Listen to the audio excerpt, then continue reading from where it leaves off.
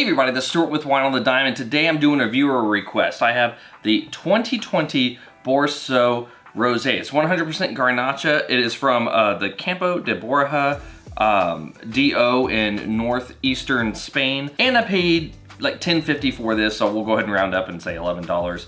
And I got it at a local gas station, believe it or not. I actually have this really bougie gas station that has a whole bunch of wines. They have everything from your kind of like typical like yellowtail type stuff, all the way to like Vouv and other like Piper, like, so I mean they got a lot of stuff.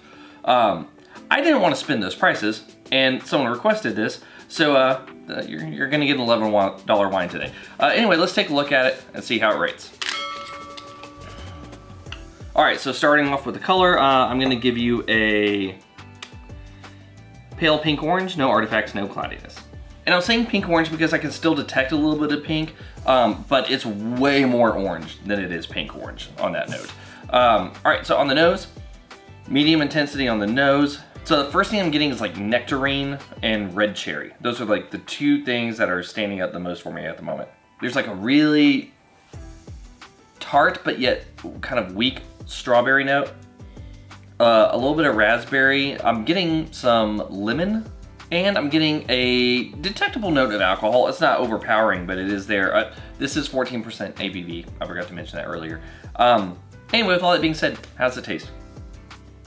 Medium plus acid. The cherry is sort of the dominant thing here that I'm getting on the approach and going into the mid palate. There's also this kind of stronger supporting actor in the strawberry. I would say the strawberry, though fairly weak on the nose, actually has a pretty strong presence on the mid palate.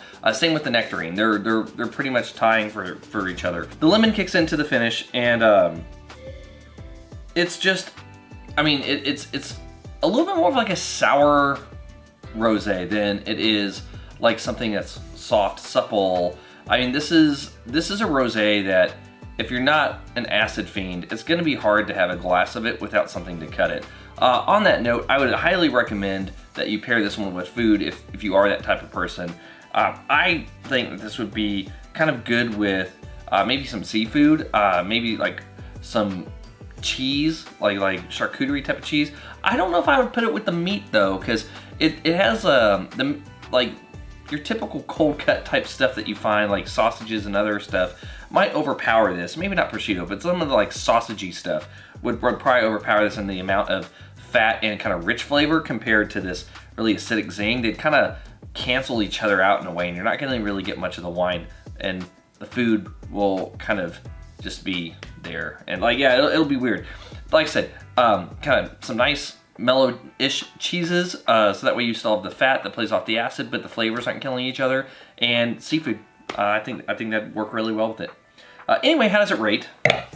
We don't know until we get to the B.L.I.C. So in terms of balance, I'm gonna give you a full point. I think you have a good amount of acid, you have a good amount of body. It is getting a little bit more on the thinner side. So with that high amount of acid, if the wine had been too much thinner in the body, then I would probably say it would be out of balance, but it's okay where it's at. Maybe a little bit thicker, going into medium body would be better, but I still don't think it's out of balance. It's not really something that people are gonna complain about, so full point.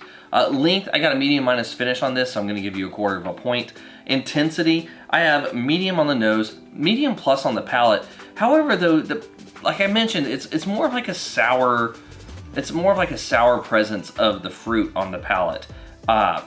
So I'm gonna dial it back a little bit and give you just 1/2 point in general. So if you're looking for something that's a little bit more well-rounded in terms of the fruitiness on the palate, this doesn't deliver on that. So that's why I'm not giving you a medium plus on the intensity. But overall, like, I still think it's pretty good in terms of being medium both ways solidly. So I'm gonna give you 1/2 point.